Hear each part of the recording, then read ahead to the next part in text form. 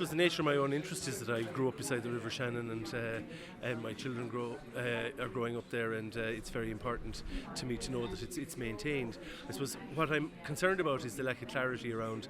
We're told that it'll be 2% of the flow of the Shannon, which is very little, and would be most unreasonable to block. But what Irish Water are steadfastly refusing to answer is what percentage of the flow will it be in drought season, and that's when the biggest draw into Dublin will be. That's when Dublin has a shortage of water, and that's when there's already quite a shortage of water going through the lower Shannon that goes down through Castletroy, Castleconnell and Ennicotty and down there. So what will its impact be on the ecosystem of the Shannon, and what will its impact be on the Shannon generally? Irish Water need to answer that question to enable people to make up their minds. From a County Clare perspective, would you be concerned that while at the moment the infrastructure doesn't affect Clare, that it could later on? Well, of course it could. I mean, if the Shannon is impacted, then Clare will be impacted. I mean, East Clare is heavily reliant on the Shannon for its tourism infrastructure and for its amenity value. Clare County Council is spending a lot of money on projects in Holy Island, for example. But above and beyond that, I mean, I have a concern that this is part of this all roads lead to Dublin, that all economic development must be in Dublin approach that this government and successive governments have followed now. I mean, if there isn't enough energy and or water in Dublin for further development of data centres, data or water heavy industries like processes, etc., then move them to this region or try to attract them to this region. All inward investment does not have to be in the Dublin region. Tim Ryan of the Killaloo Sailing Club. What brings you to today's event here in the Strand Hotel? Well, I was looking for information about this water extraction project, particularly the levels of the lake, how they'll be affected.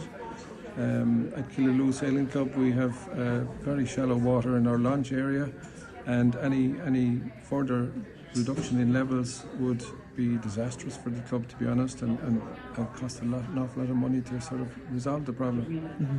So it's already quite marginal, and if it goes any further it would result in you probably having to make investments in terms of infrastructure. Yeah, in dry weather in the summer now we run summer camps for kids, and there's quite big numbers of people there, and we'd have 10 or 12 or 14 junior boats out.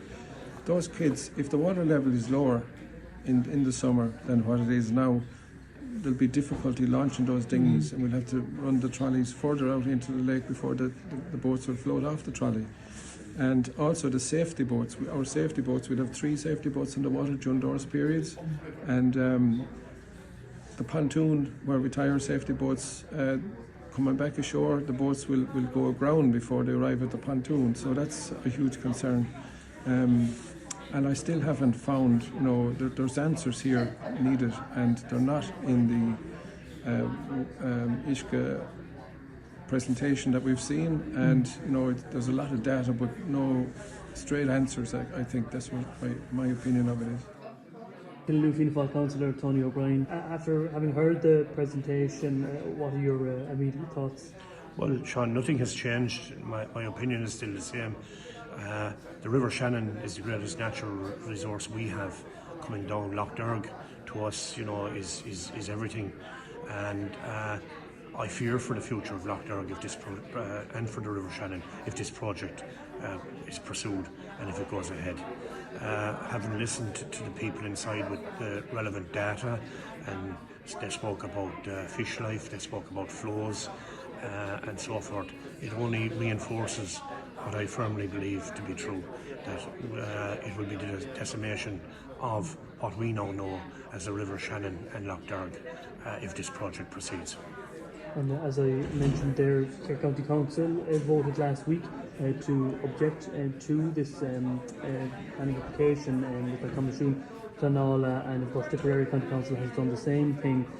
Today was, according to the River Shannon Protection Alliance, very much about getting that same type of energy in Limerick, because Limerick City and County Council hasn't done that so far. Would you like to see more action on the part of the Limerick representatives? Absolutely. I suppose the council didn't vote to specifically object, even though I suppose that's the way we are heading. It was to make a submission to the proposed planning application, or the proposal that's there.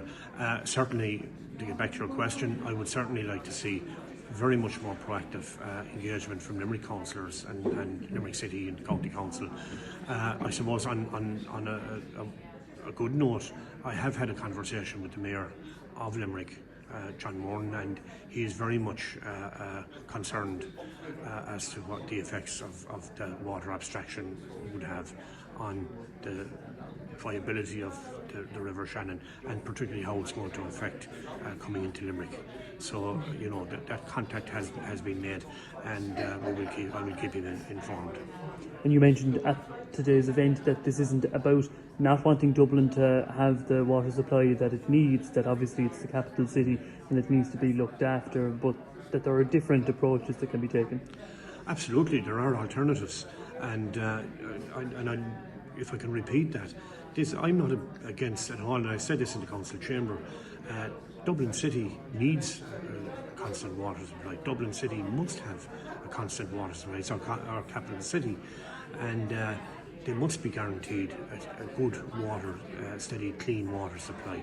But there are alternatives, and part of the alternatives, we have information in the River Shannon Protection Alliance that aquifers running around Kildare, Meath, are more than adequate to combined with repairing leaks and other water measures, that combined that they will more than supply the future needs of Limerick, of Dublin, going forward. The other thing, I suppose, within the Habitats Directive, within sustainable planning guidelines, water abstraction is probably the last thing that should be looked at.